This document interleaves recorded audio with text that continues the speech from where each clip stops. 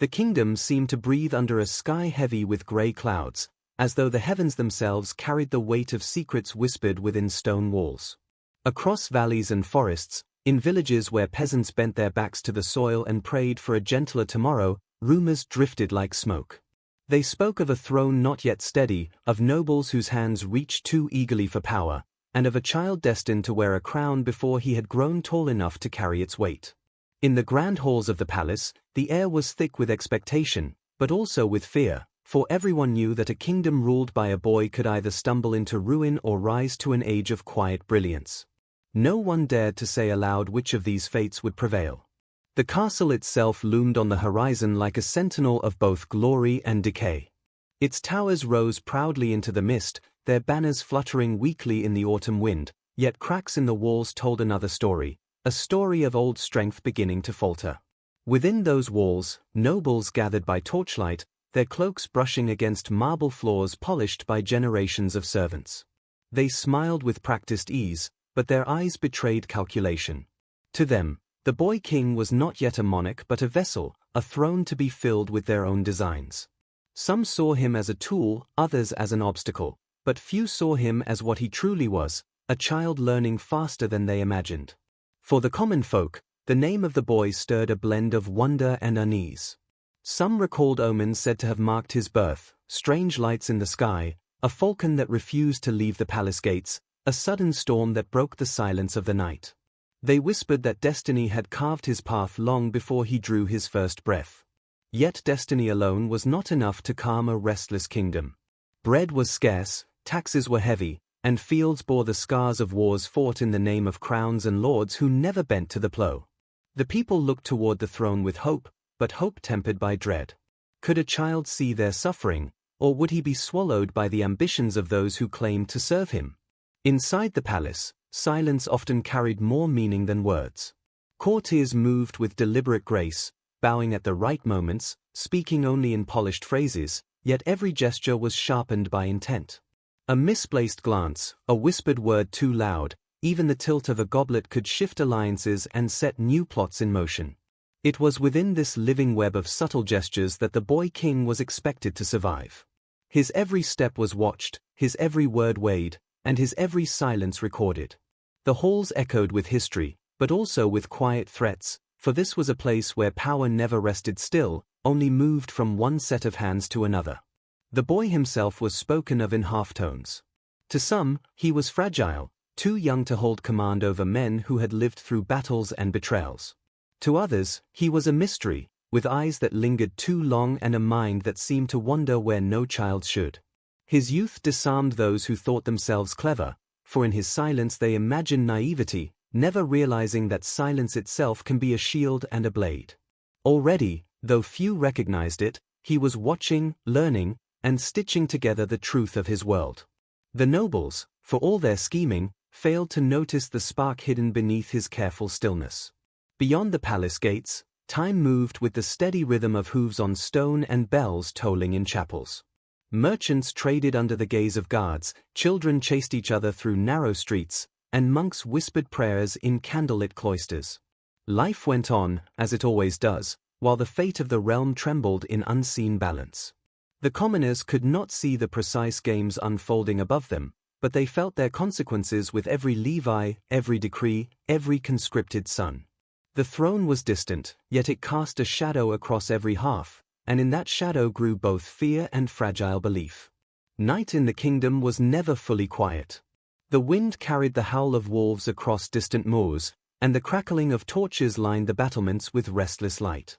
In chambers where nobles gathered, maps were spread and whispered plots drew life in the flicker of candle flames. Some dreamed of glory, others of vengeance, but all shared the same thought. The boy was small, the crown was heavy, and power could be guided by hands that seemed steadier than his. Yet, unseen to them, another force stirred, the slow, patient growth of a mind learning how to turn vulnerability into strength. The air itself seemed to pause on the eve of his coronation, as though the kingdom held its breath. No one could predict what would follow once the boy king stepped into the circle of history. Would he be consumed by the weight of ambition pressing in from all sides, or would he learn to twist it into something greater? Would he remain the pawn that others believed him to be, or would he rise, quietly, into the master of the game they thought was theirs alone? These questions hovered in the silence of the palace, in the murmurs of the villages, and in the restless dreams of a people who had seen too much turmoil to trust in certainty. The story begins not with triumph or tragedy but with a fragile moment of uncertainty, a kingdom balanced on the edge of both ruin and renewal. It begins with a boy, small in years but vast in potential, standing at the threshold of a world that would test him in every way imaginable. Around him swirled shadows of betrayal and sparks of hope, forces too great for most children to even glimpse. Yet in that delicate moment, when all eyes turned toward the throne, the boy king carried not only the burden of his crown but also the secret of patience, and in patience, the seed of victory. The story of the boy king's beginning did not unfold in silence, but in the hushed anticipation of a court that had long awaited the cry of an heir. The night of his birth was said to be heavy with omens, a sky unsettled by storms, yet broken by a sudden calm just as the child entered the world. Servants whispered of lightning without thunder, of a falcon that circled the highest tower, and of bells that rang on their own before a hand had touched the ropes. To those who believed in such signs, this was no ordinary birth, but the turning of a page in the kingdom's fate. To others, it was a fragile hope in a land weighed down by too many struggles. The queen's chamber glowed with the warmth of torches, though the air was thick with the scent of sweat, herbs, and whispered prayers. Physicians bent over their instruments, midwives moved with precision, and attendants bowed low, knowing that the life of one infant might shape the destiny of millions. Outside, guards kept their posts with eyes sharper than usual, aware that rumors of succession often drew more daggers than cheers.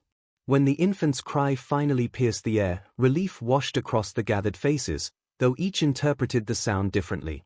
For some, it was the voice of salvation; for others, the signal that new games of power could begin. The boy was born fragile, his skin pale, his hands small and trembling. Yet his eyes, when they fluttered open, seemed to carry a depth unexpected of a newborn.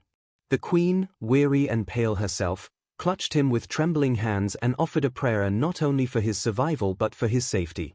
The king, stern and battle-worn, allowed himself the briefest flicker of emotion before resuming the mask of authority.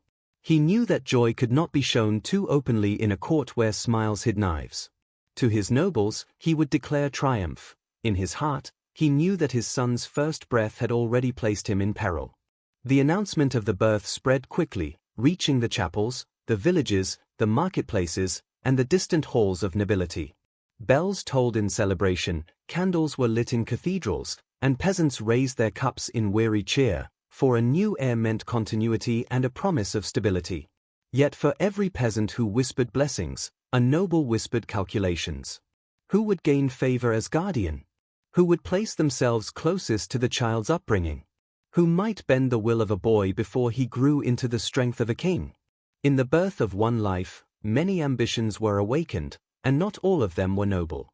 As the child grew through his first fragile months, the atmosphere around him shifted between tenderness and suspicion. His cradle, carved of oak and inlaid with silver, was guarded not only by nurses but by shadows of politics. Each visitor who came to see him carried intentions cloaked in smiles.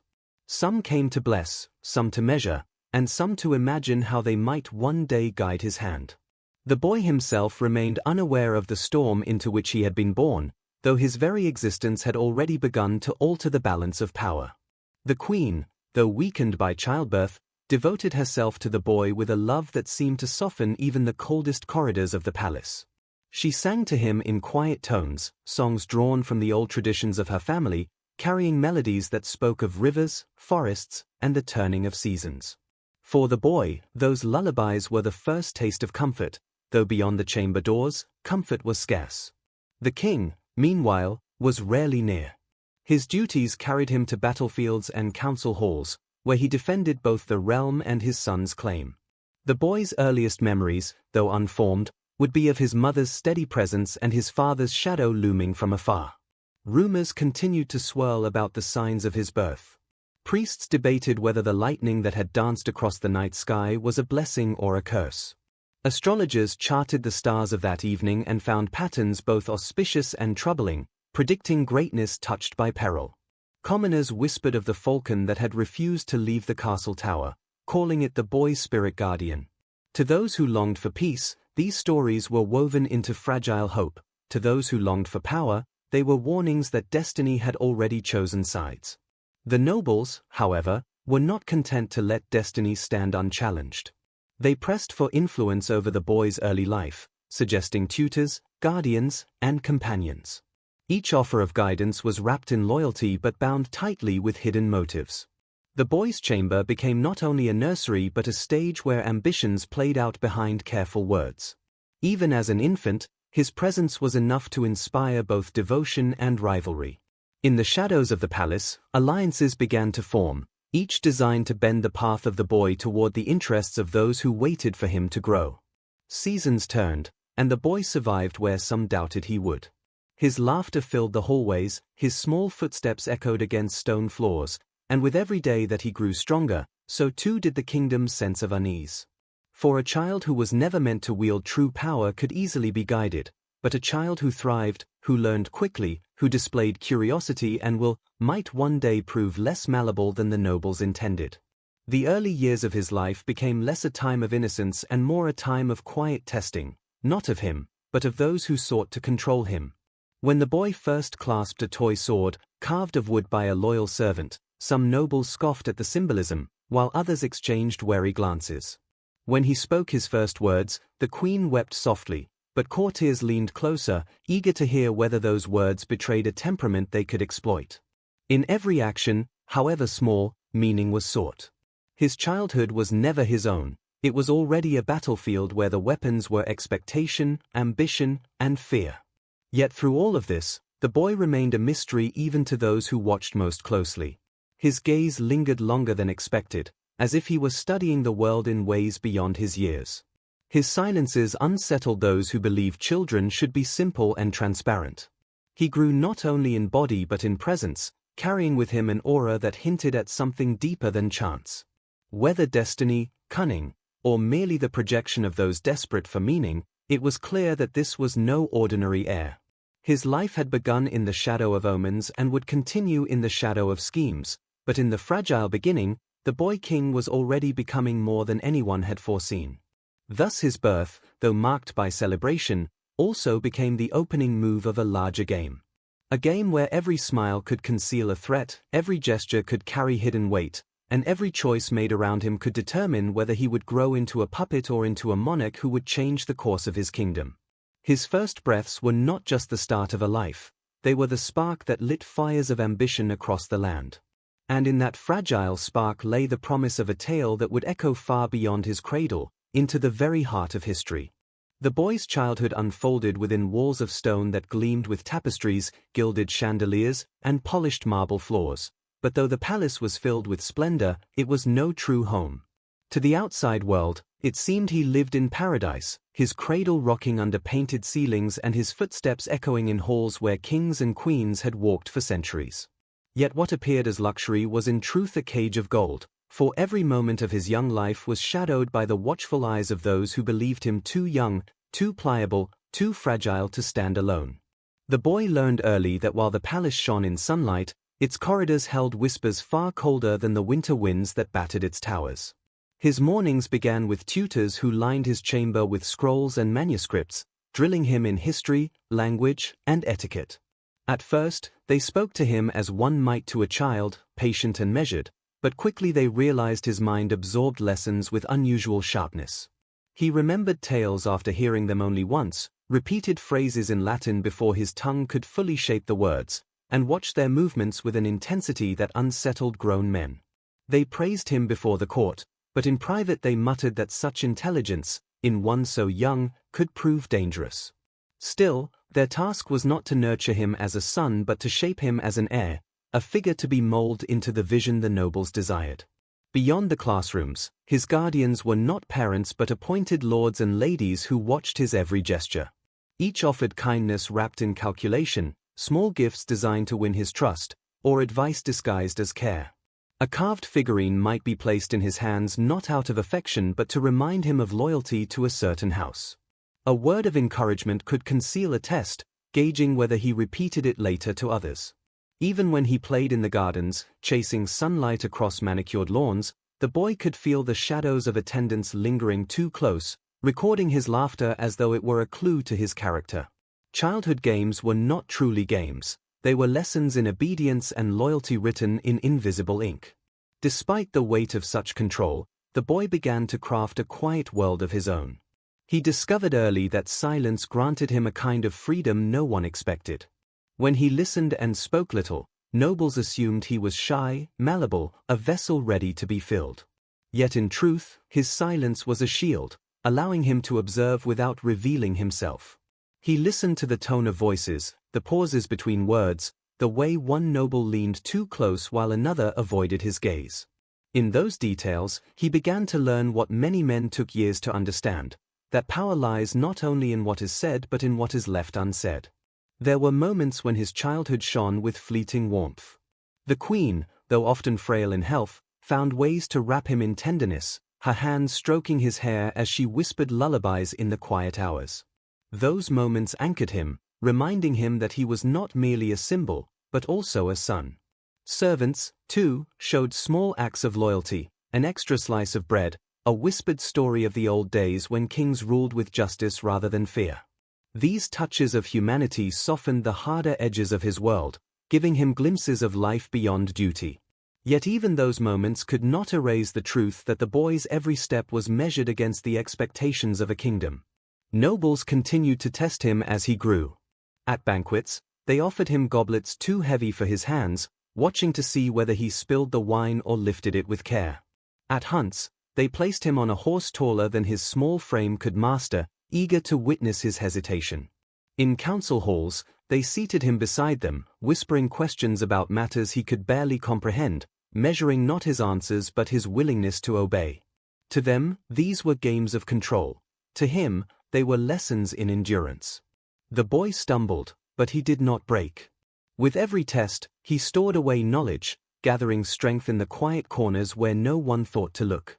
At times, the boy longed for freedom beyond the castle gates, to chase the river's edge or climb the hills he glimpsed through narrow windows.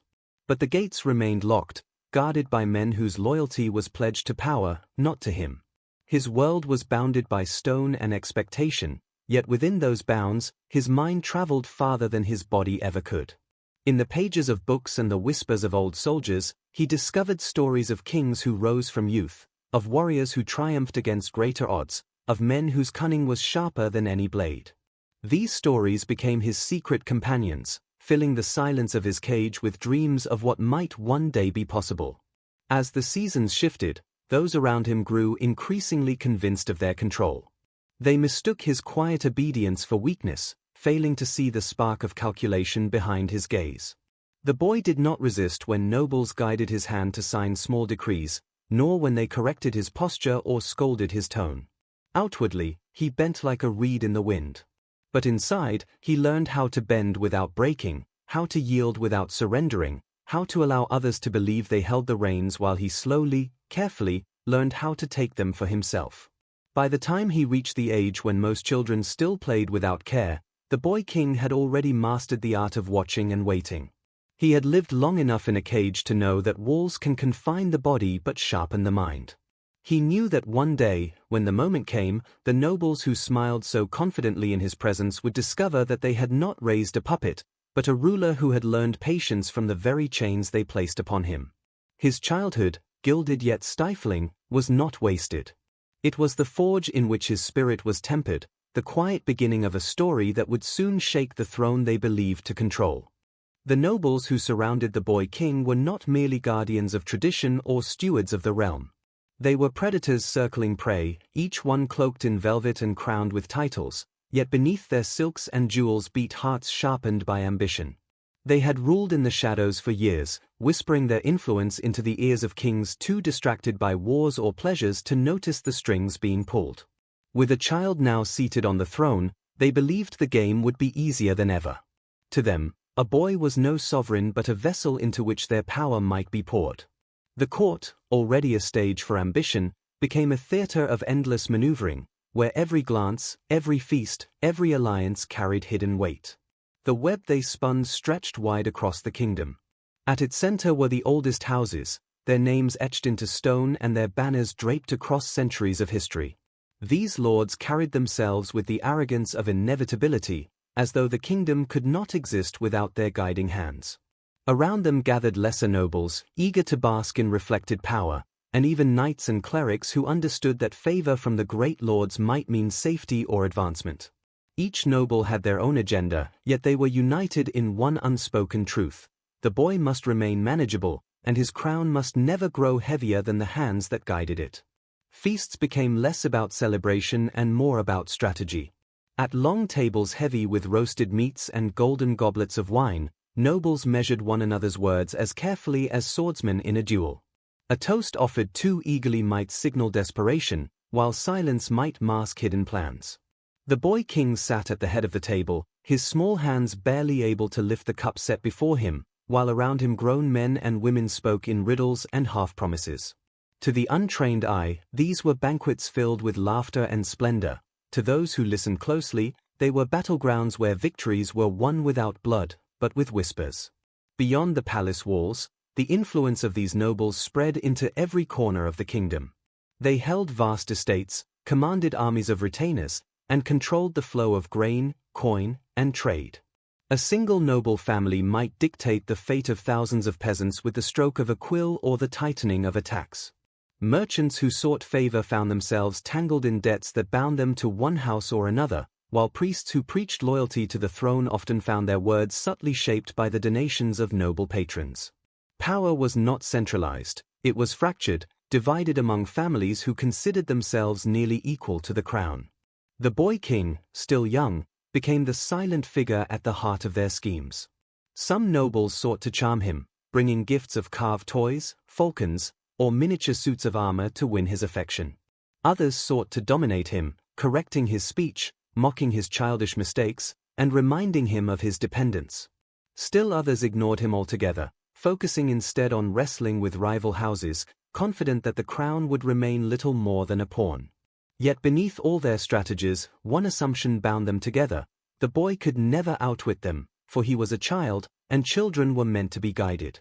But the nobles, for all their cunning, were blind to their own weaknesses. Greed divided them. Pride sharpened their rivalries. Old grudges simmered beneath the surface of their alliances, and more than once, a feast meant to display unity ended with a duel at dawn or a whisper of poisoned wine. Their power was vast, but it was also fragile, stretched thin across too many ambitions. Each sought to pull the crown in their direction, and in their struggle, they created cracks in the very web they believed was unbreakable. The boy, though still learning, began to notice these fractures. He saw which lord spoke kindly yet withheld support, which lady smiled sweetly yet tightened her hold on the treasury, which advisor offered loyalty only when his rivals were absent. In silence, he began to map their ambitions like a puzzle. The queen, though weakened by illness, observed the same. She knew that her son's survival depended not on strength of arms but on navigating the labyrinth of noble ambition. At night, in quiet chambers, she warned him that those who smiled most warmly were often those most eager to see him fall. She told him stories cloaked as fables, of foxes who outwitted lions, of birds who waited for storms to pass rather than fighting them head-on. These tales seeped into the boy's growing mind, teaching him that power did not always roar. Sometimes it whispered, sometimes it watched, and sometimes it struck only when the time was right. Among the nobles themselves, certain figures loomed larger than others. There was the warlike lord whose lands stretched across fertile valleys, commanding knights who had never lost a skirmish. He believed the throne existed only because his sword allowed it. Another noble, a woman of sharp wit and sharper tongue, ruled over trade routes that fed the kingdom's coffers. Her smile was as dangerous as any blade. A third, cloaked in piety, claimed the favor of the church but used holy words as a mask for political leverage. Each of these believed themselves capable of steering the boy, yet none realized that in competing against one another, they were unwittingly creating space for the boy to grow. The palace itself seemed alive with intrigue. Corridors echoed with footsteps at midnight, doors closed too quickly to be innocent, letters slipped between hands when they thought no one watched. Servants became messengers of secrets, courtiers became pawns in endless rivalries, and guards found themselves pledged to both king and noble alike. For a child, such an environment might have been overwhelming, but for the boy king it became an unspoken education. Where others saw chaos, he began to see patterns. Where others whispered lies, he listened for the truths buried beneath them.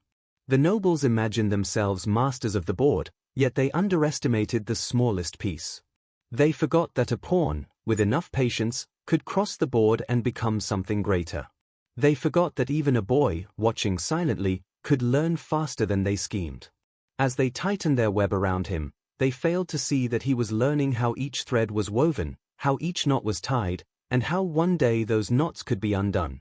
Thus the noble web, vast and glittering, appeared unshakable, yet within its strands lay the seeds of its own unraveling.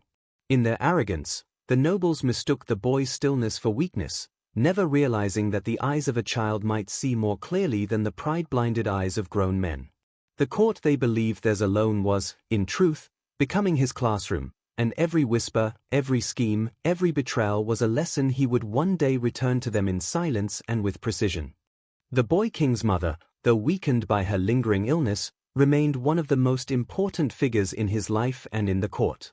She was not a warrior, nor did she command vast estates like the nobles who circled the throne, but she carried something far more dangerous to them: wisdom and the quiet determination of a mother protecting her child.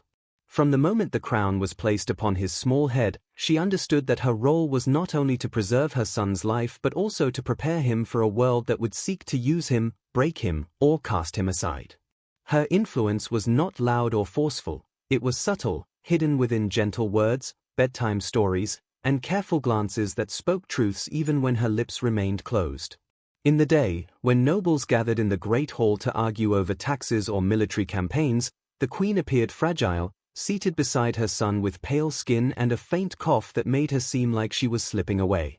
Many lords and ladies dismissed her, thinking her too weak to be a real threat. Yet they underestimated her mind. She listened to every word, storing them like treasures, and later in the quiet of night, she explained to her son what those words truly meant. She taught him that when a noble offered a gift, it was rarely free. When a man praised loyalty, it was often a mask for ambition. When laughter filled the hall, there was always someone at the table hiding a knife behind their smile. Her chambers became the boy's true classroom. No tutors or scribes could give him the lessons she offered. She spoke of the history of their family, of past kings who had been too proud and fallen, of those who had been patient and endured. She reminded him that a crown was both a gift and a curse, that it brought loyalty only as long as power remained strong. She explained that a ruler must see not just with his eyes but with his heart, for people would always show one face to the world and another when they thought no one was watching. Sometimes she told him fables, of clever foxes outwitting stronger beasts, of birds who flew silently above hunters until the right moment to strike. These stories were more than entertainment, they were weapons disguised as tales, shaping the boy's mind to see the hidden paths others missed. Her influence was not limited to the boy. Servants, courtiers, even guards respected her despite her illness. They saw in her a queen who endured pain without complaint, who carried herself with dignity, who never begged or showed fear even when her body betrayed her strength. That quiet dignity earned loyalty in places the nobles did not look. A cook who overheard whispers in the kitchens might carry news to her chambers. A maid who saw letters being exchanged might slip details into her ear. In this way, the queen built a network of quiet watchers, a counter to the noble's web of power. It was not vast, but it was sharp, and through it she kept her son informed of dangers before they reached him. The boy, still young, absorbed everything. He did not always understand at first, but his mother's patience was endless. When he asked why certain lords spoke in circles, she explained that truth was dangerous to those who lived by deception. When he asked why some gifts came with smiles while others came with silence, she told him that silence often carried the weight of obligation. When he wondered why she trusted so few people, she reminded him that a king's greatest enemy often came disguised as a friend. These lessons sank deep into his heart, shaping him not into a fearful child but into one who learned to measure carefully, to listen before speaking, to watch before acting. The nobles may have believed the queen too weak to matter, but in truth she was laying the foundation for the boy's future strength. Every word she spoke was a stone placed in the walls of his understanding. Every warning she gave became a shield he would one day wield. And though her cough grew harsher and her steps weaker, she poured the last of her strength into preparing him for the storm that was certain to come. For she knew her time was limited, and once she was gone, the nobles would circle more fiercely than ever, seeking to strip the boy of everything she had tried to give him. But her love was a fortress. Unlike the cold calculations of the nobles, her guidance came from a place of sacrifice and devotion. She did not want power for herself, she wanted only to see her son survive and, if fate allowed, to grow strong enough to rule in truth rather than in name. That love gave her words a weight far greater than any threat from outside the palace. It gave the boy something no noble could ever provide, the certainty that, in a world filled with lies and betrayal, there was at least one soul who wanted nothing but his good. That certainty lit a fire within him, a small flame that would grow with time, giving him strength to face the dangers ahead. Even as her body failed, the queen's influence did not fade.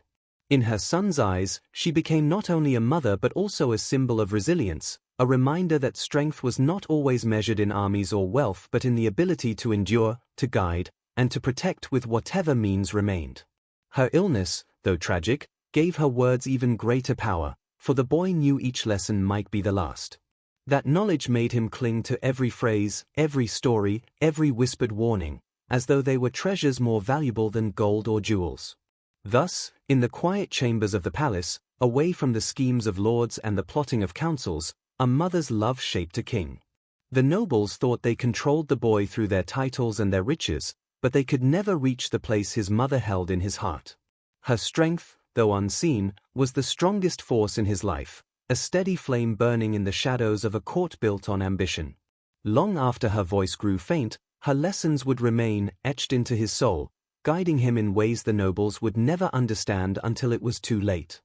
The court was never a place of safety for a child, least of all for a boy king whose crown gleamed brighter than his years.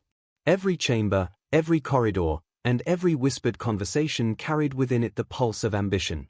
The nobles who surrounded him were not guardians of the realm but hunters circling their prey, each waiting for the moment to sink their teeth into power. Their rivalry was fierce and constant, yet beneath the surface it carried a dangerous unity.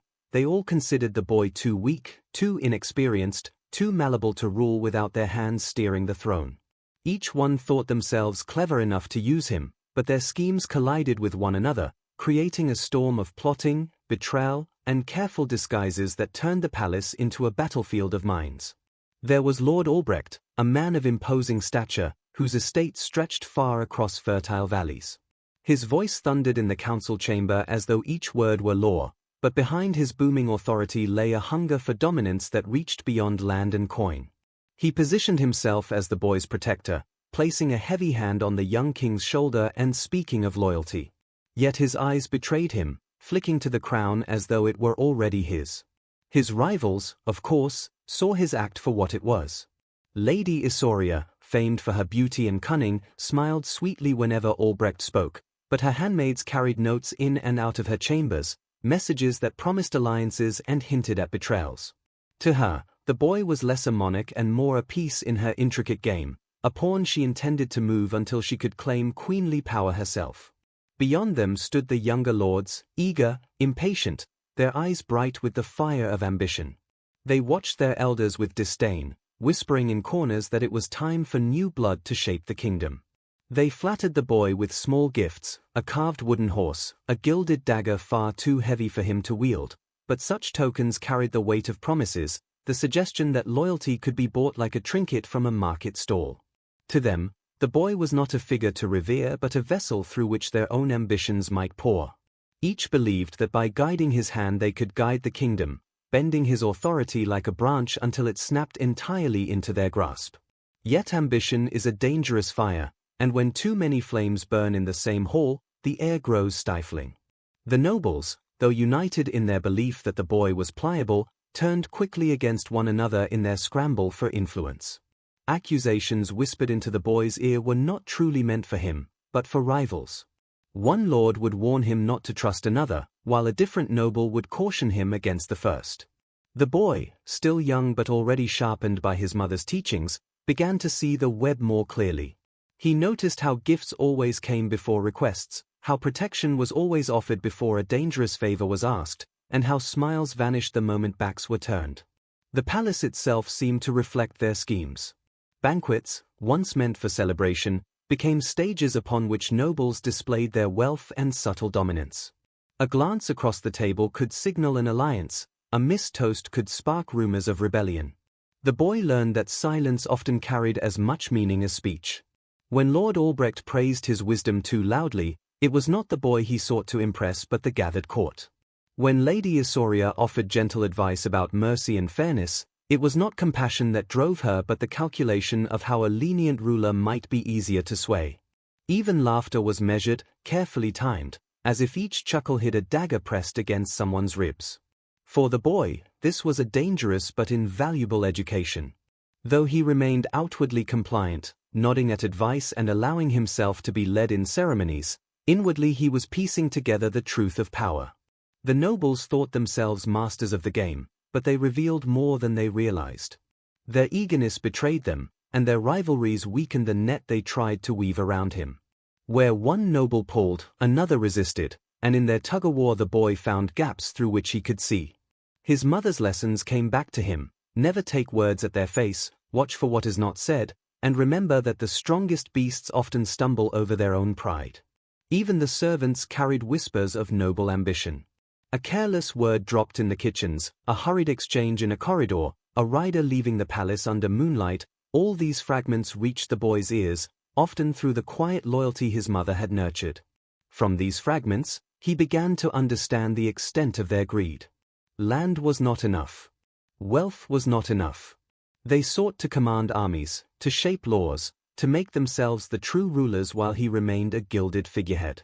In their eyes, the crown on his head was not a symbol of authority but a prize to be claimed, if not through him, then perhaps against him. The boy's youth made their arrogance sharper. They laughed among themselves, dismissing him as a child distracted by toys and games, unaware that he listened more closely than they ever suspected. Each condescending word, each patronizing smile, only deepened his resolve. He learned to hide behind innocence, to let them believe he was unaware, while within his mind he wove his own quiet web. This was the beginning of his strength, not the strength of armies or swords, but the strength of patience, of watching, of waiting for the moment when their ambitions would collide so violently that they would leave themselves exposed. Thus the palace, filled with velvet curtains and glittering chandeliers, became more dangerous than any battlefield. The nobles' rivalry was a constant storm, its thunder masked by polite words and its lightning hidden in secret letters. But storms, however fierce, always reveal the resilience of those who endure them. The boy king, though small and still learning, stood at the center of that storm, absorbing every lesson, sharpening every thought. What the nobles believed to be his weakness, his youth, was slowly transforming into his greatest strength. They had underestimated him, mistaking silence for ignorance, compliance for submission. In truth, their rivalries were not chaining him, they were shaping him into the very ruler they feared he might one day become. The seasons turned, and with them the court's intrigues deepened, but the boy was no longer the uncertain figure they believed he was. Though his frame was still slight and his voice not yet fully that of a man, something within him had begun to change.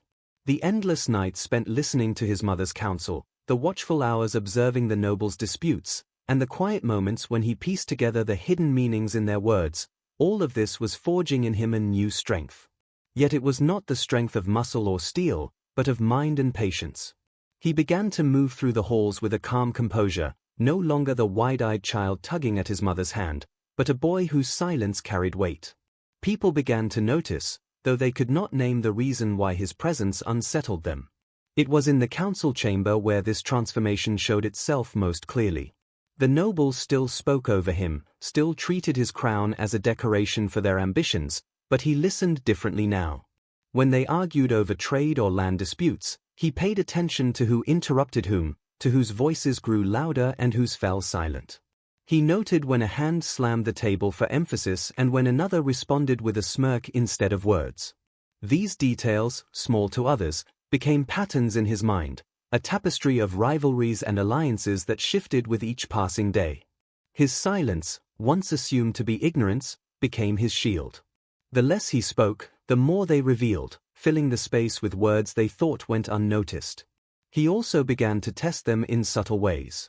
When a noble offered him advice, he would thank them but not act immediately, watching instead how impatience revealed their true desires. When gifts were placed before him, he accepted them with a gracious nod, then carefully observed how the giver pressed their next request. When flattery grew excessive, he allowed a faint smile to cross his lips, knowing that even the smallest acknowledgement could make a schemer overconfident. These were not the actions of a child, they were the first calculated steps of a ruler learning to turn the ambitions of others against themselves. Beyond the council, the boy grew curious about his people. While the nobles saw peasants only as laborious or soldiers, he remembered his mother's words, that the strength of a king was not measured solely by the loyalty of lords, but by the quiet endurance of those who tilled the fields and carried burdens. At times he slipped away from the palace walls, accompanied by a trusted servant, to watch the markets.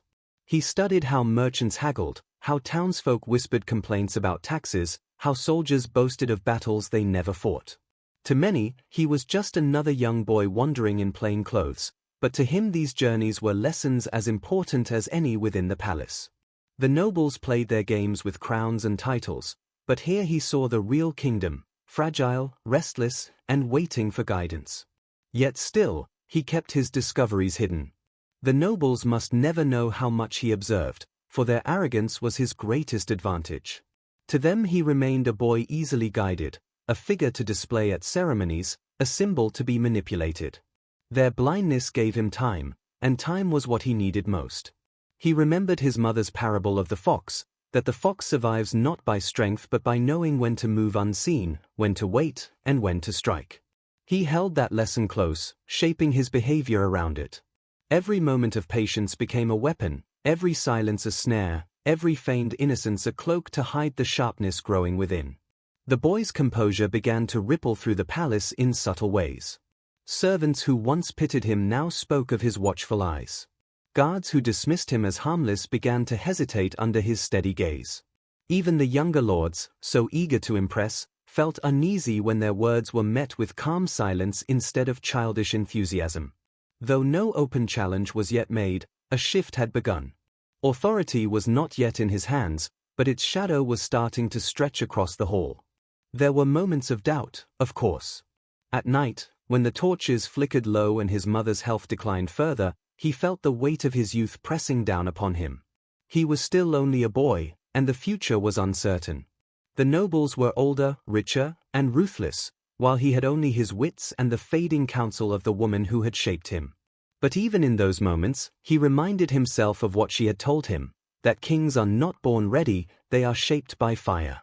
The palace, with its endless schemes, was that fire. Each betrayal he witnessed, each false smile endured, was a spark tempering him, preparing him for the trials to come. So he endured, waiting, learning, shaping himself not into the ruler the nobles expected but into one they could not control.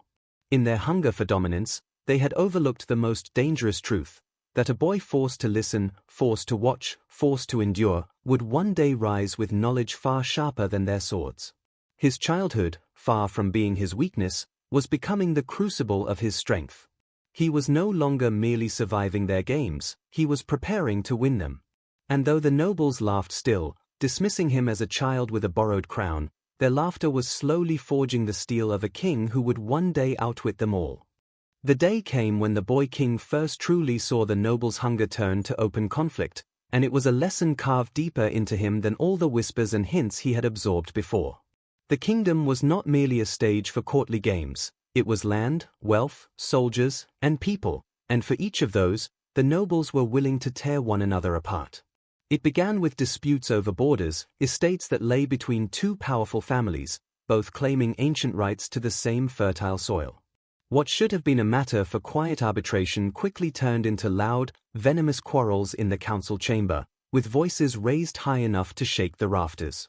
The boy sat on his throne, small hands resting on the carved arms, his expression calm, while inside his heart beat fast, for he understood that these quarrels were no longer hidden games, they were battles being fought before his eyes. Lord Albrecht thundered first, declaring that his bloodline had farmed the disputed valley for generations, that his ancestors' bones lay buried beneath its fields. Lady Isauria countered with elegance, her voice smooth as silk, claiming her dowry lands stretched into those very valleys and that no brute force of a man's voice could erase her rights. Others joined, siding with one or the other, not because they cared for the valley itself but because the quarrel offered a chance to weaken rivals. The council chamber became a battlefield without swords, a storm of words and gestures, yet every phrase carried the threat of armies moving if the matter remained unresolved. The boy listened, saying little, but noting carefully how alliances shifted with each argument, how one lord leaned closer to another, how a lady's smile disappeared the instant her rival spoke. What struck him most was how quickly their loyalty to him, their supposed king, vanished when their own interests were at stake. They did not look to him for judgment, not truly. Instead, they sought to sway him, to drag him into their quarrels, to force his hand into choosing sides. One noble whispered to him that siding with Albrecht would secure stronger armies in the north. Another promised that if Isauria were favored, her allies in the east would ensure the crown's stability. Each believed they could tempt him with promises, yet in their eagerness they revealed their desperation. The boy saw what they did not, that their unity was fragile, their ambitions so consuming that they would tear the realm apart if unchecked. Tensions spilled beyond the council chamber. Messengers rode out under cover of night, banners were quietly unfurled in distant estates, and rumors filled the city like smoke after a fire. Common people spoke in the markets of noble feuds, of soldiers being gathered, of taxes rising yet again to fund another lord's pride. For the boy, these murmurs were not distractions, they were warnings. He began to understand that the noble's ambitions were not contained within stone walls. They spread outward, poisoning the kingdom itself, and it was his people who suffered the most. A king who was only a symbol could do nothing, but a king who learned the roots of these conflicts could one day stop them. That knowledge hardened his resolve further. He tested his role carefully. When asked his opinion in the council, he gave none, letting them believe he was still too timid to intervene. Yet he watched who grew frustrated by his silence, who pressed harder, who backed away. When disputes turned to threats, he allowed them to rage, for in their anger they showed more of themselves than in their careful words. But later, in the quiet of his chambers, he pieced together what he had seen. He began to imagine what it would take to balance such forces, what it would mean to guide them rather than be pulled apart by them.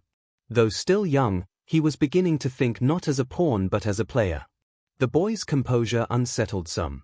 Lord Albrecht, who had once treated him as a son to be guided, began to grow uneasy at the boy's steady gaze, as if the child saw deeper than expected. Lady Isauria, who often thought charm was enough, found herself questioning whether her smiles carried the weight they once had.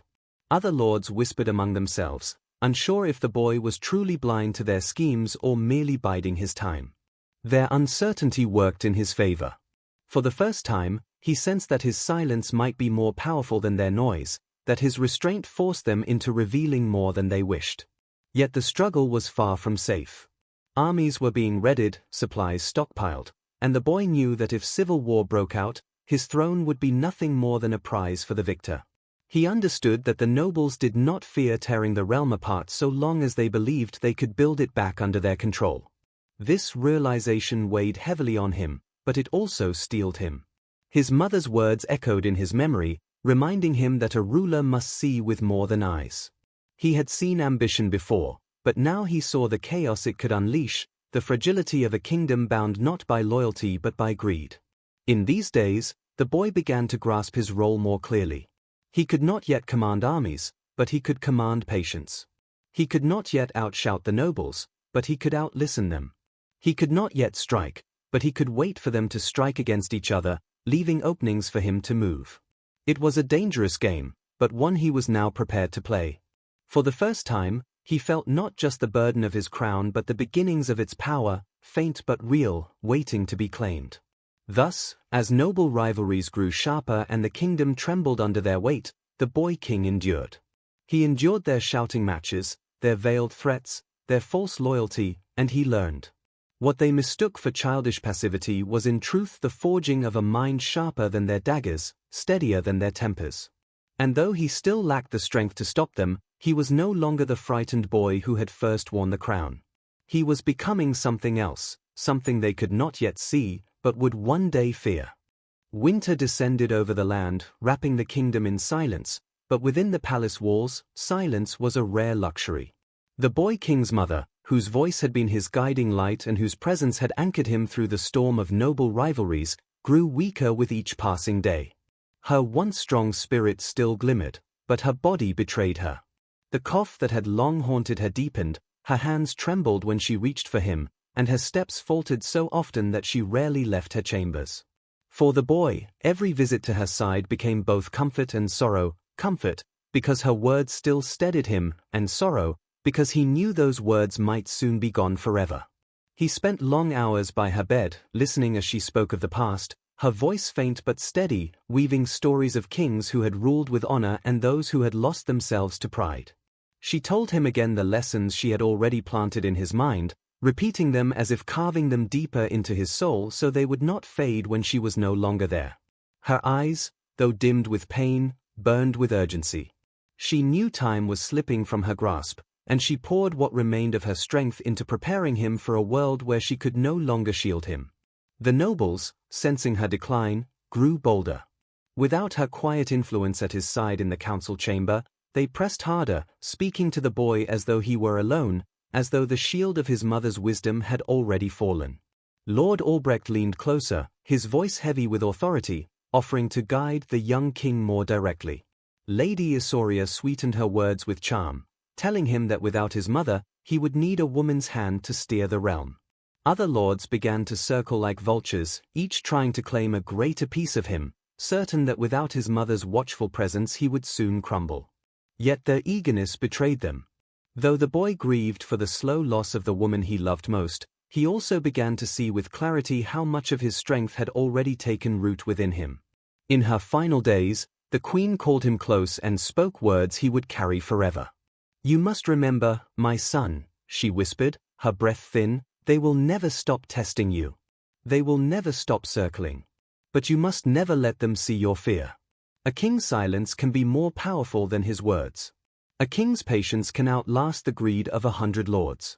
Do not rush to show them your strength. Let them reveal themselves, and when the moment comes, you will know how to strike." The boy, tears welling in his eyes, nodded, though his heart felt as though it were breaking. He wanted to beg her to stay, to keep guiding him, but he understood even then that her part in his story was ending. When she passed, the palace grew colder, though no snow had entered its halls. The bells tolled across the city, their mournful sound drifting into every corner of the kingdom. People wept in the streets, for though they had not always seen her, they had known her as a queen of quiet dignity, a woman who had borne her illness without complaint, who had been a steady presence even in her frailty.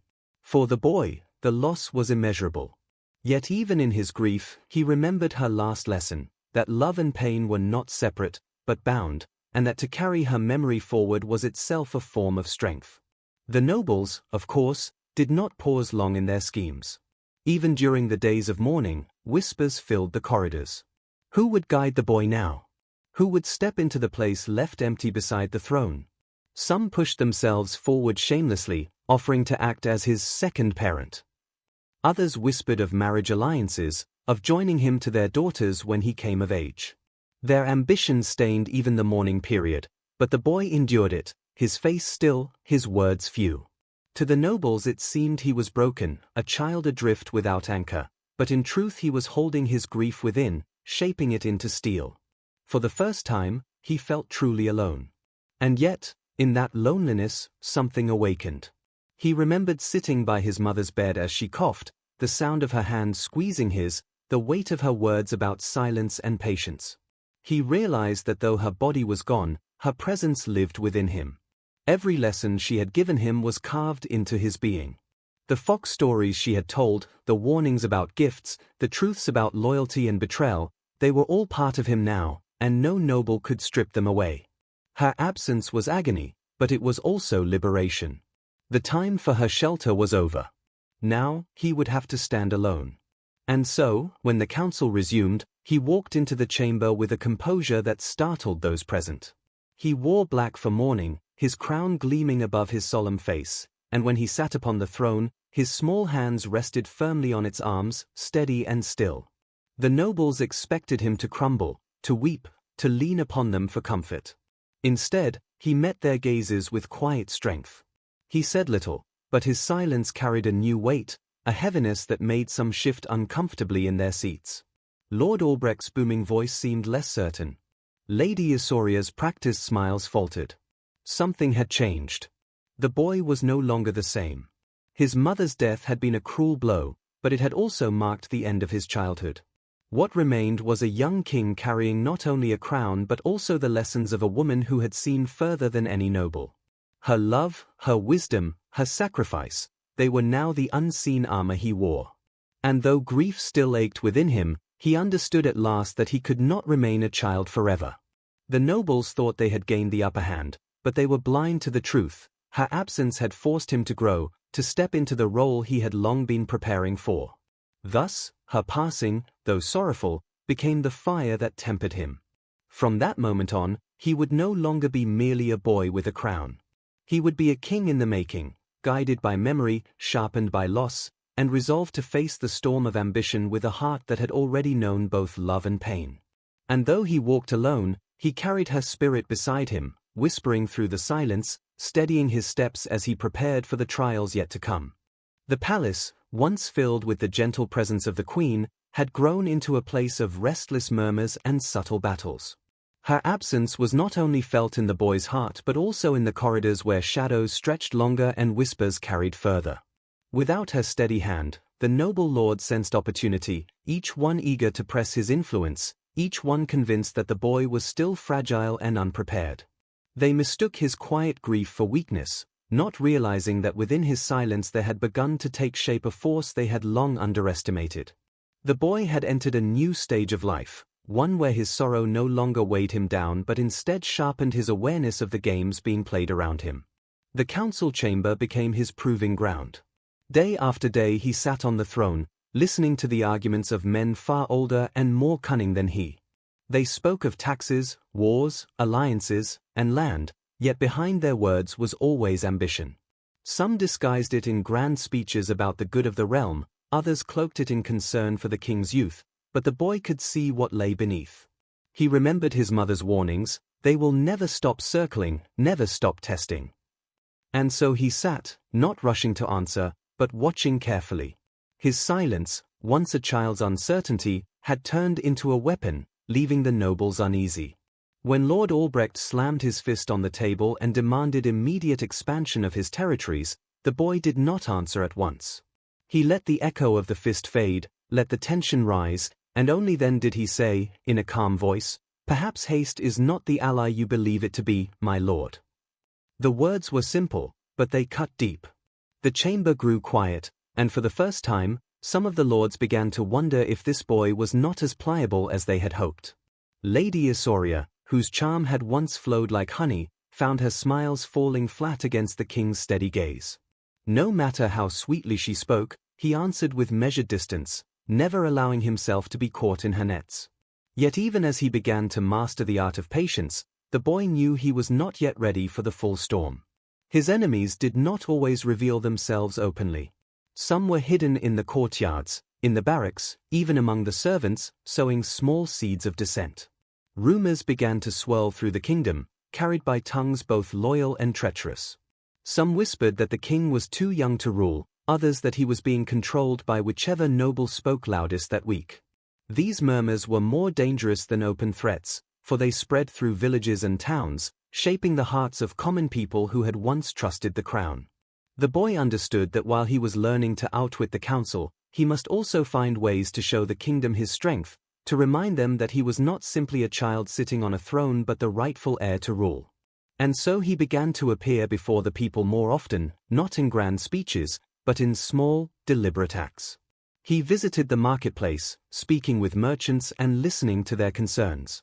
He rode through the streets without the full weight of guards, showing trust in those he ruled. He spoke with soldiers at the barracks, not as a boy in awe of their armor, but as their sovereign, asking them about their lives and battles past. These gestures were not accidents. He remembered his mother's teachings. A king's strength was not only in his words but in how he was seen by his people. Slowly, his presence began to grow beyond the palace walls. Still, the nobles did not relent.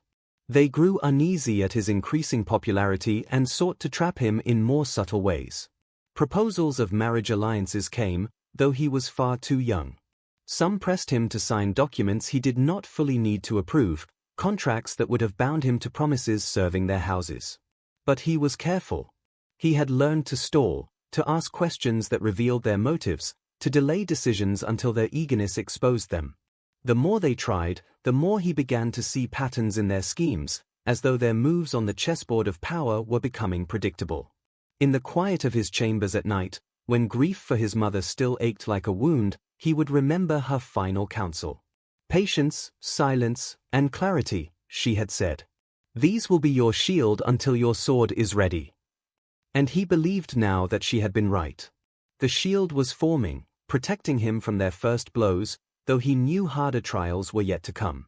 What gave him strength was the knowledge that each day he survived their games, he grew less like a boy and more like a king. The kingdom, watching from outside the palace walls, also began to shift in its perception. Where once people had pitied the young king, they now spoke of his composure, of how he endured the lords without bending. Rumors of his weakness began to fade, replaced by tales of his stillness, his piercing eyes, his ability to silence entire chambers with a few measured words. The nobles, who had thought themselves masters of the realm, began to sense that they were facing something unexpected, not a puppet, but a ruler in the making. The boy still grieved, still carried the heavy burden of loss, but it had hardened into something that sustained him. His mother's spirit was alive in him, her wisdom guiding his every pause, her love fueling his every step forward. The nobles might continue their games, but the boy was no longer the child they had underestimated. He was becoming, through sorrow and trial, a king who understood not just power, but how to wield it with patience and foresight. The nights grew longer, and with them came a silence that was rarely empty. Within the palace walls, the boy king often lay awake, listening to the distant footsteps of guards patrolling the corridors and the faint murmurs that drifted through from chambers where nobles schemed even in the dark. Yet these nights became more than restless vigils, they became his classroom. Alone, he would recall each debate, each quarrel, and each subtle look exchanged across the council table.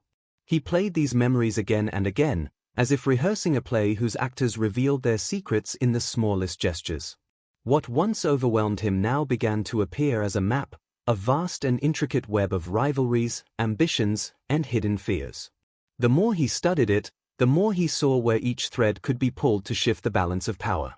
The boy's sharp memory became his most trusted ally. Every boast, every careless slip of the tongue, every contradiction uttered by a noble was stored away. When one lord spoke of poverty in his lands, only to later brag about feasts and hunting parties, the boy noticed. When another claimed to support unity but quietly encouraged disputes, he remembered. Though he lacked the armies and wealth of his nobles, he had something they had overlooked: time, patience, and an unbroken focus. He was young, and that gave him years to observe, to learn, and to strike when the moment was right. His mother's wisdom echoed often: a king who listened long enough could learn the true nature of every man. But knowledge alone was not enough. He began to test the waters, quietly, carefully, so as not to reveal his growing strength. At times, he asked simple questions during heated debates, questions that seemed childish to some, yet forced the lords to explain themselves more than they wished. "Why must more soldiers be levied if peace is declared in the north?" he would ask, tilting his head with innocent curiosity. Or, "If these lands have always been yours, my lord, why then does Lady Isauria hold records that say otherwise?" The council would grow restless, embarrassed by the sharpness hidden in such simple words. More and more, the boy saw that their tempers betrayed them faster than their strategies. It was not only the council where his lessons unfolded. He found that the palace servants, often overlooked, held knowledge of their own. The boy would linger in kitchens or courtyards, listening to conversations that drifted freely when no nobles were nearby. From stable hands he heard which nobles secretly sent horses to be trained for war. From cooks he learned who favored midnight meetings and which wine cellars were emptied faster than others. From guards, he gathered which families sent more gifts than usual, subtle bribes meant to soften his decisions. These pieces of information were small, but together they painted a clearer picture than any grand speech in the council. He also began to notice patterns of loyalty among his people. Not all nobles were blinded by greed. A few seemed genuinely concerned for the stability of the realm.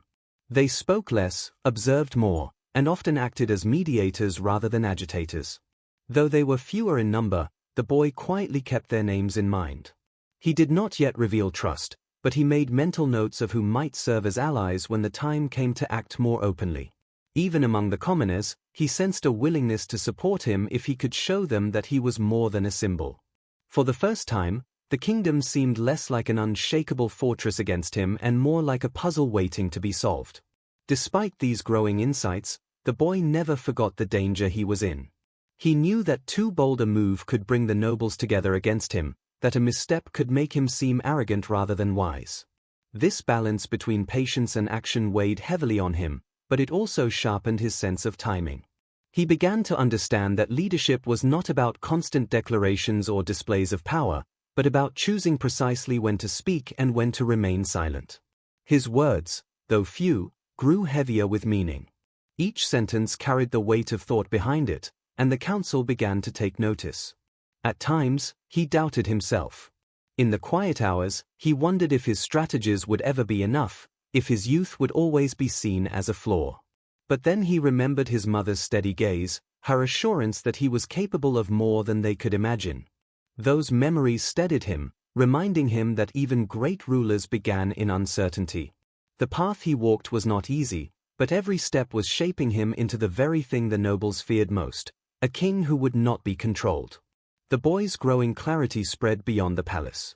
When he appeared in public, his posture carried quiet authority, his eyes reflected calm assurance, and his words, though simple, left impressions that lingered. Farmers who saw him ride past whispered that he was not like the lords who quarreled endlessly. Merchants spoke of his fairness when he addressed disputes. Soldiers admired the way he listened to their struggles as though he truly understood. His image among the people became stronger, though he did not yet realize how deeply it was beginning to root. What defined this period of his life was not great battles or dramatic declarations, but the slow, deliberate sharpening of his mind. Each day was a lesson, each interaction a test, each silence a form of strength. By the time another year had passed, the boy was no longer only surviving his noble schemes, he was shaping them to reveal themselves. Though he had not yet seized full power, the first foundations of his reign were being laid, invisible to most but unmistakable to him. And in that quiet clarity, he found comfort, for he now believed that he could one day not only endure his nobles but outwit them all. The kingdom entered a time when tensions seemed to hang like a storm cloud that refused to break, heavy and waiting. The nobles continued their quarrels, each feud sharper than before, yet none dared to unleash open war, for the boy king's presence had begun to alter the balance. They did not fully understand him, and that uncertainty kept them cautious. It was in this atmosphere of simmering unease that the boy began to discover how to transform knowledge into strategy, how to move beyond observation into subtle influence. He realized that a king could not wait forever. Patience had taught him much, but now patience needed to be joined with careful action. He began by sowing small seeds among the council, words that seemed harmless yet carried deeper meaning. When one noble demanded more coin for his soldiers, the boy remarked gently that perhaps resources were better spent on repairing roads for trade. The statement appeared innocent, almost naive, but it caused murmurs among the others. Some began to question whether endless levies for armies were truly necessary. Another time, when a noble boasted too openly about his control of certain lands, the boy asked a quiet question about harvests, drawing attention to whether the people of that land truly prospered under such rule. These were not accusations, but they planted doubt, and in politics, doubt was a powerful weapon. The boy also began to shape perception beyond the council. He had seen how rumors traveled faster than soldiers, and so he started to use them to his advantage. Trusted servants, loyal guards, and even merchants became carriers of carefully chosen words. Stories of the young king's wisdom, of his calm during quarrels, and of his fairness when addressing disputes began to circulate in villages and towns. They grew on their own, embroidered by eager tongues, until soon he was no longer spoken of as merely a child on a throne but as a youth already showing signs of greatness. The nobles, who once spread whispers of his weakness, now found themselves contending with whispers of his strength. Yet influence was not only about perception, it was about relationships. The boy, cautious as ever, began to draw nearer to certain nobles who seemed less corrupted by ambition. He did not shower them with favor, nor did he expose his plans. Instead, he asked their advice on small matters, gave them opportunities to speak in council, and acknowledged their loyalty with quiet gratitude. These gestures, though small, created ripples. A handful of lords began to see him not just as a symbol but as a ruler worth supporting. In a world where alliances shifted like sand, even a few allies could provide stability. The boy knew he could not defeat all opposition at once, but he could begin to divide his enemies, separating the more reasonable from the more reckless. Outside the palace walls, his visits to the people became more deliberate. He walked among soldiers in training fields, stood quietly while craftsmen explained their work, and listened with patience to farmers describing poor harvests. He did not promise what he could not yet deliver, but his presence was enough. People began to compare him to the lords who rarely left their estates, who demanded taxes without listening to those who paid them. Slowly, a contrast grew, the boy king who listened versus the nobles who schemed. That contrast, once established, became another shield against their attempts to discredit him. Still, danger remained sharp. Not all nobles were content with his quiet rise. Some began to plot more boldly, sending secret letters to allies in distant regions, forging alliances meant to counter the king's growing influence. Others attempted to corner him with legal arguments, pushing documents across the council table that would bind him to their control. But the boy had learned well. He read slowly, asked questions they had not anticipated, and often set aside papers with the simple phrase, "I will consider this further." His caution frustrated them, yet it spared him from traps. More than once, nobles left the chamber whispering angrily among themselves, unsure how such a young king had slipped through their carefully woven nets. At night, when alone in his chamber, he thought often of his mother. Her presence lingered like a guiding flame, reminding him that clarity and restraint were not signs of weakness but of strength. He carried her lessons in his heart as armor, and he felt that with each passing season he grew closer to the king she had believed he could become.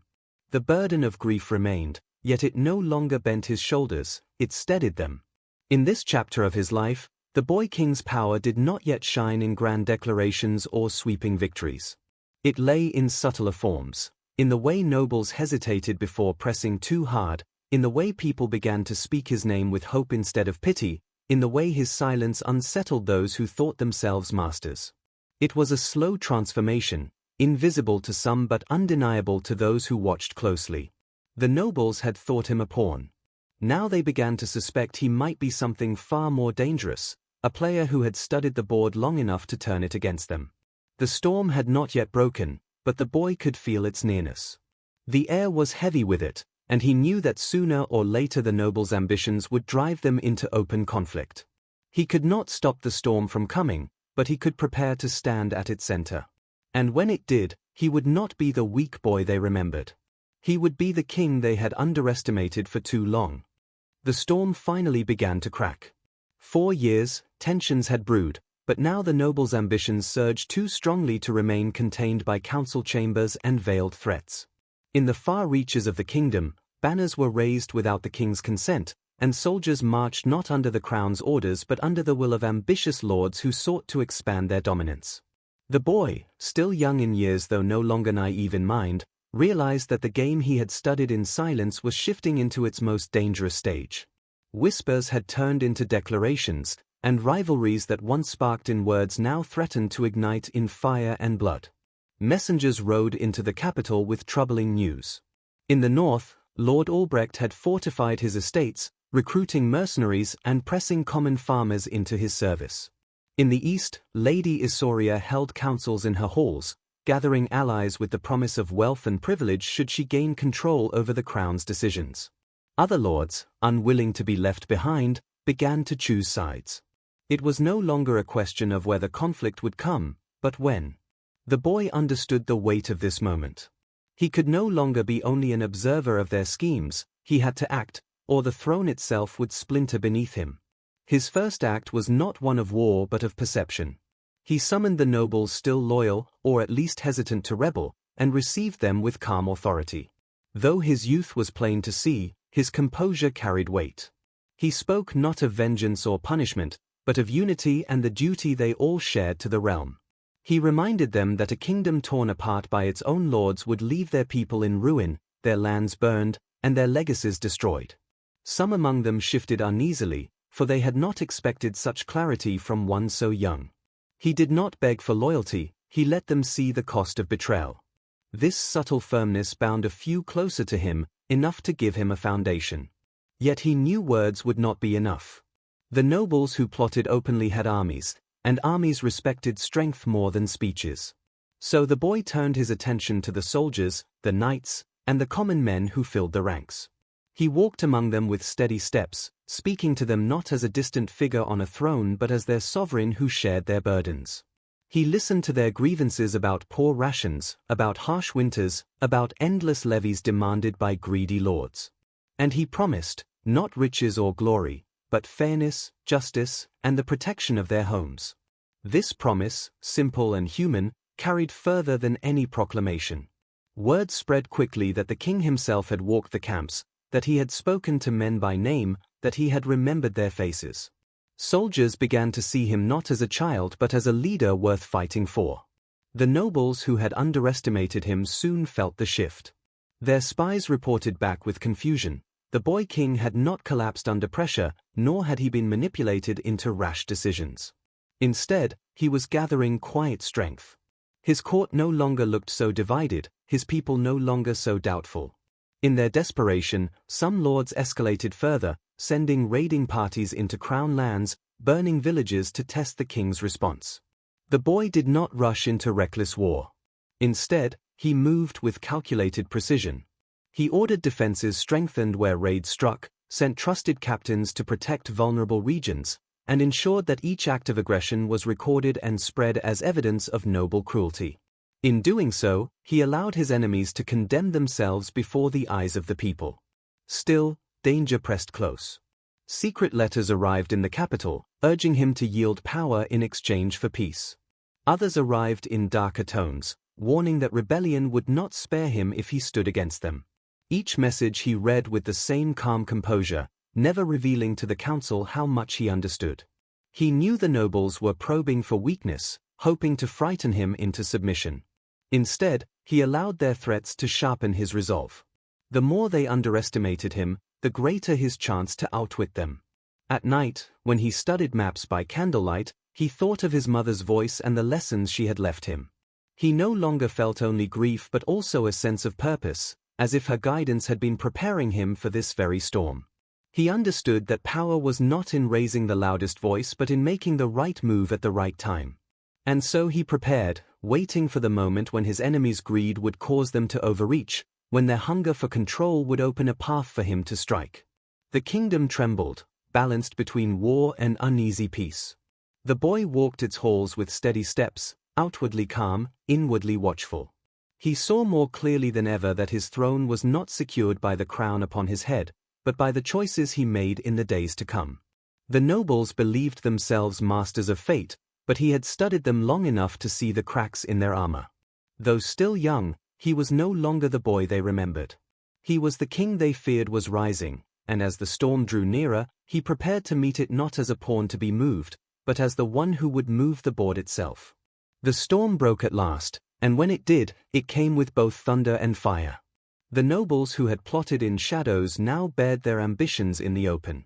Alliances hardened, armies marched beneath banners not sanctioned by the crown, and lands once peaceful now echoed with the clash of steel. For the boy king, the moment was both terrifying and clarifying. Everything he had studied, every whisper he had listened to, every silence he had endured, had been leading toward this test. No longer could he remain the patient observer, he was called now to act as ruler. Yet even as war loomed, he understood something his nobles had not. Power was not only about who commanded the largest army, but about who commanded the hearts of men. The first battles were small, skirmishes on the borders where rebellious lords sought to test the crown's defenses. Villages were raided, crops burned, and common people left in fear. But unlike before, the king did not retreat into silence. He sent trusted captains with swift orders: protect the innocent, defend the lands, and make clear that the crown stood with the people. Soldiers returned with stories not of distant commands but of a king who cared for them, who demanded not conquest but protection. This distinction mattered. While the nobles fought for their own pride, the boy fought for his people, and in that difference lay his strength. In the council chamber, his voice began to carry a new authority. When lords pressed for reckless retaliation, he held them back, insisting that resources be used wisely, that troops not be wasted in displays of rage. Some fumed at his restraint, but others saw wisdom in his strategy. He had studied long enough to know that his enemies would tear each other apart if given the chance. His task was not to meet every blow with another, but to let their greed drive them into mistakes. And so he guided his realm with patience, never appearing weak, but never rushing to answer force with blind fury. Word of his composure spread quickly.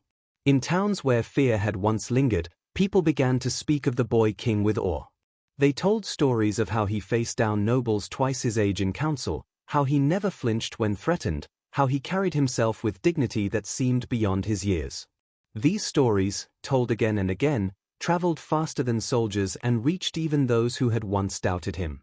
In the hearts of the people, a transformation was taking place. The boy was becoming the king they had longed for. The nobles noticed this change with unease. They had expected him to falter, to crumble beneath the weight of open rebellion, but instead, he seemed to grow steadier. Their armies marched, their banners waved, but they found their enemies not only in the crown's soldiers but in the silent resistance of the people. Villagers refused to supply their troops, towns closed gates against them, and whispers of loyalty to the king weakened their efforts. They realized too late that by underestimating the boy, they had allowed him to build a foundation stronger than their own. Yet victory was not immediate. Battles raged, losses were suffered, and the boy was forced to face the reality of blood and sacrifice. Reports reached him of soldiers slain, of families displaced, of farmland turned to ash. These weighed heavily on his heart. He was not untouched by sorrow, and often in the quiet of night he grieved for those who had fallen under his reign. But even in grief, he found resolve. He understood that a king's burden was not to escape sorrow but to carry it, to turn it into strength for those who depended on him. This realization gave him the endurance to continue when others might have faltered. Slowly, the tide began to shift. The boy's patience and strategy bore fruit as rival nobles turned on each other, unable to maintain fragile alliances. Distrust spread among them, for each feared betrayal more than they feared the crown. Some sought secret negotiations, others abandoned their campaigns altogether, retreating to protect their own estates. And all the while, the boy held firm, consolidating his position without overextending his strength. He had become the still point around which the storm raged, and because of that, the storm began to break apart. His enemies began to realize their mistake. They had thought him a child to be molded, a symbol to be controlled. Instead, he had grown into a figure they could neither predict nor easily oppose. Each season that passed, he became harder to challenge, not because his armies grew vast, but because his presence commanded respect. The people spoke his name with pride, the loyal nobles guarded him more fiercely, and even those who once plotted against him began to tread carefully. He had endured the storm and used it to reveal who his true enemies were. In those days, the boy king began to sense the first taste of true authority. It was not the authority of fear, nor of sheer force, but of respect, patience, and resolve. He had learned to wait, to listen, and to act with precision. His crown no longer felt like a burden placed on a child's head but like a mantle he had earned through trial. Though challenges still loomed ahead, though danger had not vanished, the storm that had once threatened to consume him had instead forged him. He was no longer only the boy who had outwitted nobles in whispers and glances. He was the king who had weathered rebellion and stood unbroken. At last, when the years of struggle had tempered his rule, the boy king stood not as a child who had been underestimated but as a sovereign whose reign was secured through trials of fire and shadow. What began as whispers of doubt had turned into echoes of loyalty that filled every hall and marketplace. The nobles who once schemed behind closed doors now bowed with reluctant respect, their ambitions curbed not only by the strength of his authority but also by the admiration he had cultivated among the people. For the first time, his crown no longer seemed fragile, a trinket balanced precariously on a youth's head, but rather a symbol of endurance, wisdom, and resilience. He had taken the throne when his voice was scarcely deeper than a boy's, and now, years later, his presence alone carried the weight of command that few dared to question. It was in these later years that he began to reflect on all that had passed. He remembered the long corridors where he had once walked as a silent child, watching, listening, and absorbing the world of power he was too young to touch. He remembered the nights when fear pressed heavily on him, when he felt trapped in a game too dangerous for his tender age. He remembered the first time he realized that patience could be sharper than any blade, that silence could strike harder than any blow. And he remembered, too, the grief for those who had fallen in battles fought to defend his right to rule, grief for the people who had suffered while nobles chased their pride. These memories, once heavy, became a quiet source of strength, reminders that his reign had not been given to him, but earned at great cost. The people who had once looked on him as a curiosity now looked upon him with affection. To them, he was no longer the boy who might be swayed by cunning courtiers but the monarch who had stood firm when others faltered. They told stories of his endurance, of how he never abandoned them even when the land was fractured by rebellion.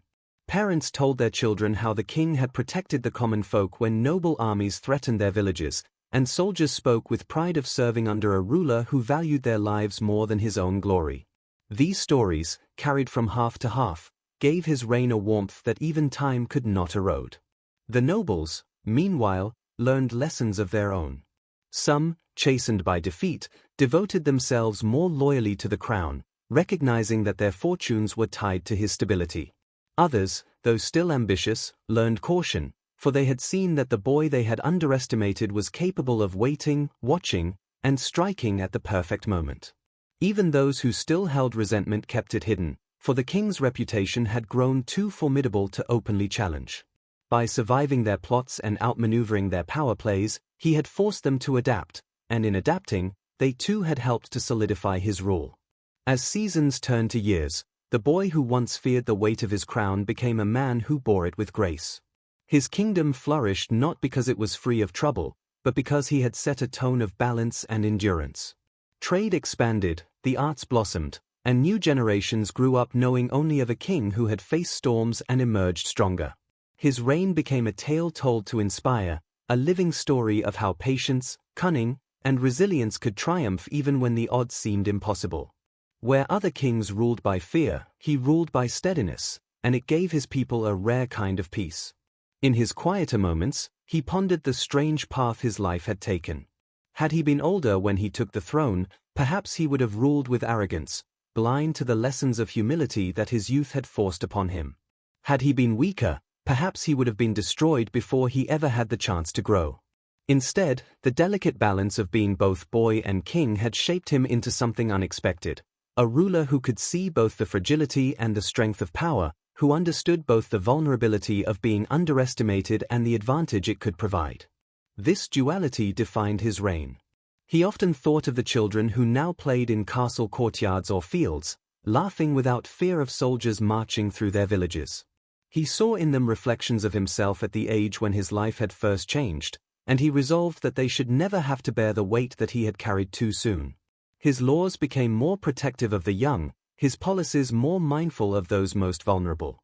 For he knew better than anyone what it meant to be small in a world of giants, and he swore that in his realm, no child would be crushed beneath the games of the powerful as he had once nearly been. And so, the tale of the boy king did not end in tragedy or in obscurity. It became a story of endurance told across generations, a reminder that wisdom can come from unexpected places and that true strength is often hidden in silence, patience, and resilience. The nobles who once sought to control him had been outwitted not by sudden fury but by steady resolve. The people who once doubted him had been won over not by empty promises but by consistent protection. And the boy himself, once fragile and uncertain, had grown into a king whose reign was not only remembered but revered. In the twilight of his life, as he walked through gardens where the sound of laughter echoed, he no longer saw himself as the lonely child who had feared the ambitions of men far older than he. Instead, he saw himself as a guardian who had turned fragility into strength, who had carried the burdens of sorrow and transformed them into stability for his people. His crown, once a symbol of vulnerability, now shone as a symbol of triumph. The story of the boy king was no longer about how he had survived his nobles, but about how he had risen above them, outwitting not only their schemes but the doubts of history itself.